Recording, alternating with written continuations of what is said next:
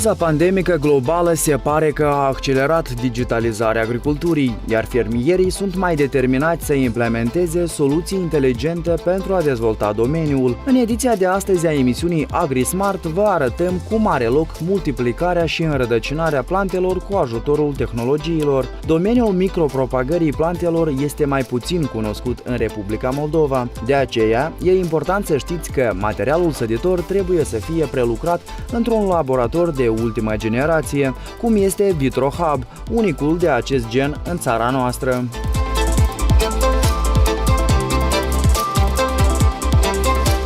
Laboratorul VitroHub se află în cadrul Facultății de Biologie și Pedologie a Universității de Stat din Moldova. A fost fondat în anul 2021 la inițiativa companiei Euroalun. Scopul laboratorului este de a rezolva o problemă foarte mare în piața Republicii Moldova în privința materialului săditor. Este practic 50% de import și materialul care se produce în Republica Moldova este foarte mult infectat.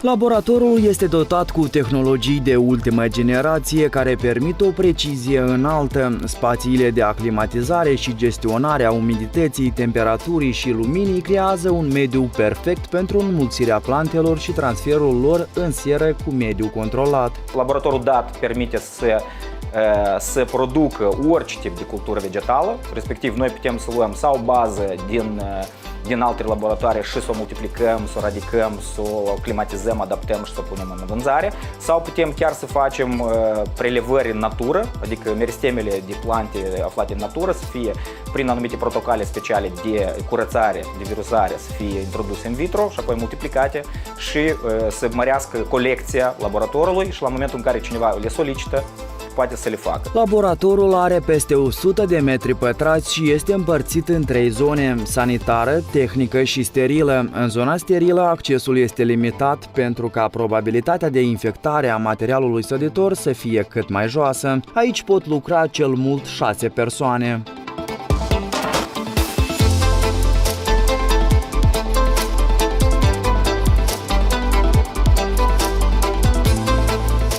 Stația de cercetare este dotată cu utilaje și echipamente ultramoderne, datorită cărora se obțin rezultate excelente: autoclavă verticală și orizontală pentru dezinfectarea vaselor, demineralizator pentru obținerea apei pure, agitator magnetic cu încălzitor și pH-metru, iar pentru o precizie înaltă se utilizează cântarul analitic, microscopul și analizatorul de particule pentru curățarea filtrelor.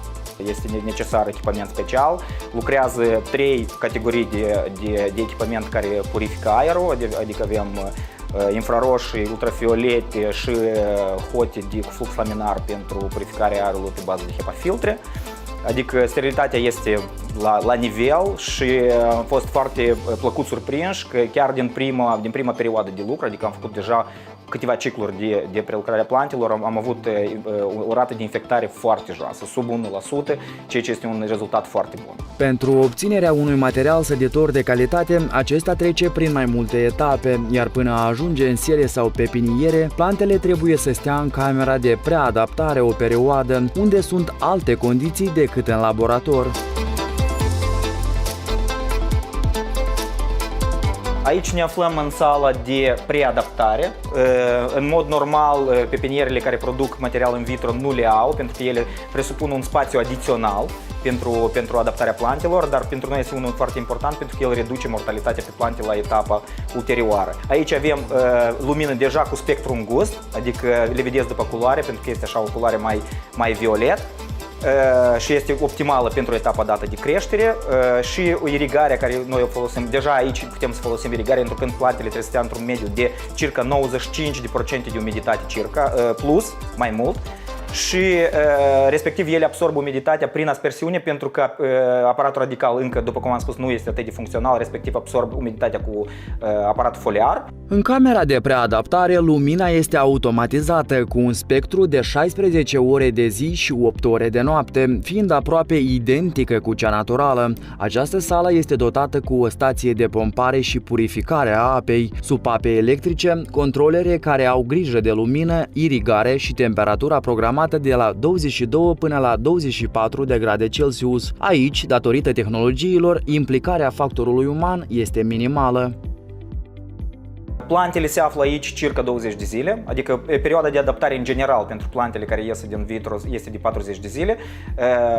Majoritatea le duc direct în seră și le aclimatizează acolo. Noi trecem 20 de zile, împărțim perioada dată, facem o preadaptare aici și astfel garantăm maximal plantele să fie supraviețuite și apoi sunt adaptate deja în seră și scoase la aer liber. Inițiatorii proiectului spun că laboratorul poate produce cantități mari de material săditor pentru pepiniere, indiferent de perioada anului.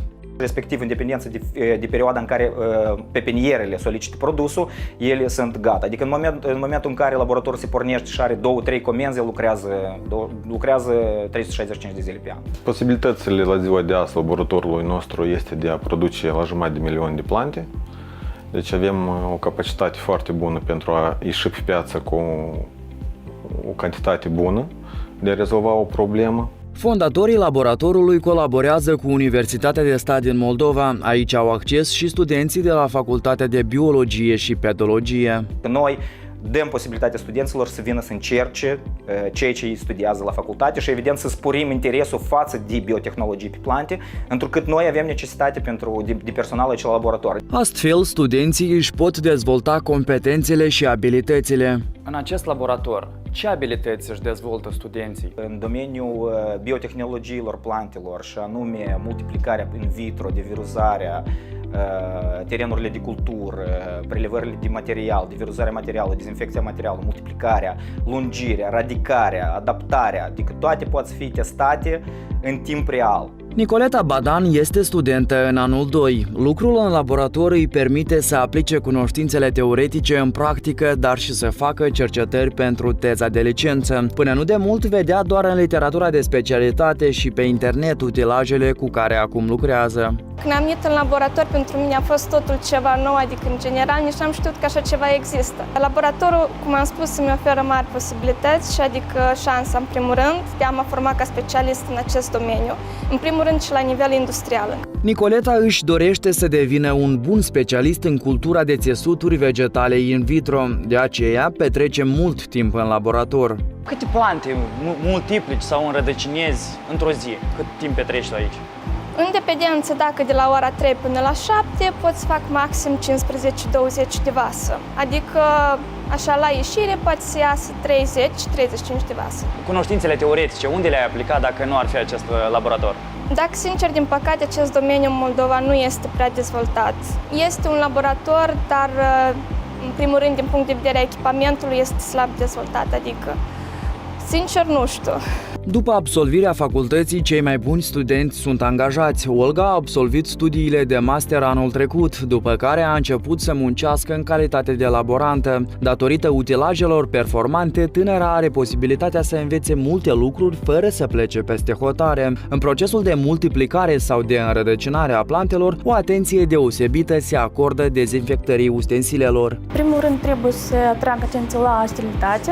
În al doilea rând, eu trebuie să trag atenția la rapiditate de muncă, pentru că curgerea aerului aici în cot este foarte mare și plantele se usucă repede. Și a treia punct este pentru că lucrul să fie rapid, dar și calitativ. Și cu unul bisturiu și cu o pințetă se lucrează doar un vas.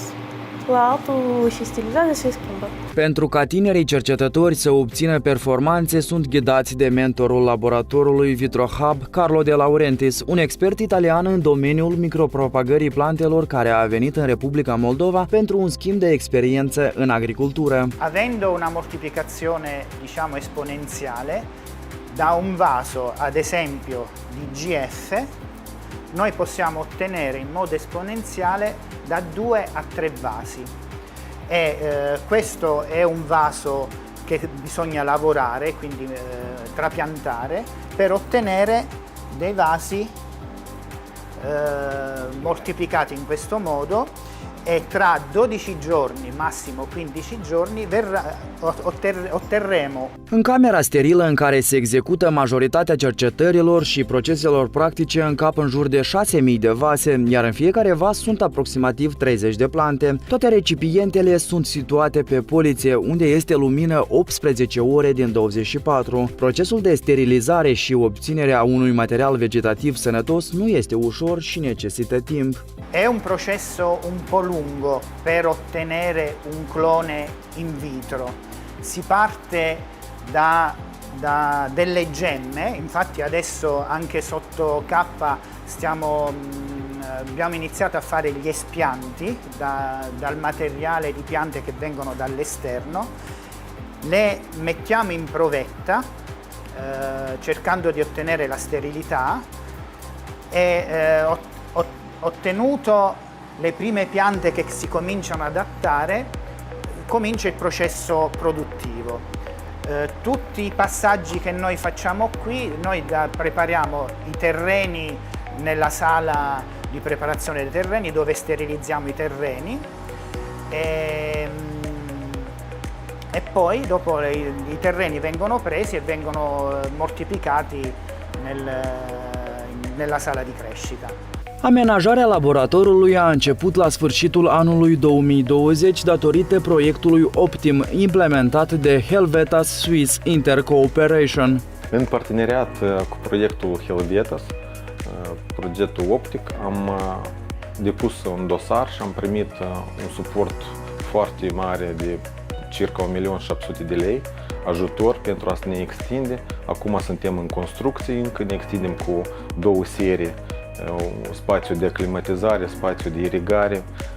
Deci, în curând, cred că noi să ajungem la 1.500.000 la producere dorim. Compania Euroalun este promotorul culturii de alun în Republica Moldova din anul 2016. După înființarea laboratorului VitroHub, cererea de specii de fructe și portaltoiuri a crescut. Proiectul Helvetas a observat activitatea noastră și ne-a propus susținere, respectiv noi am evaluat posibilitatea de a lărgi gama de culturi care am putea să le punem în vitro. Laboratorul VitroHub a realizat deja un ciclu complet de producere a plantelor care a inclus etapele de multiplicare, înrădăcinare, transplantare și preadaptare. După ce a obținut un lot de material săditor de alun, VitroHub Moldova se află acum în proces de multiplicare a unei partide de portaltoi de piersic. Toată producția se face la comandă. Materialul săditor propus de laboratorul VitroHub poate fi utilizat și în cadrul agriculturii ecologice, inclusiv pentru extinderea livezilor sau pe terenurile certificate.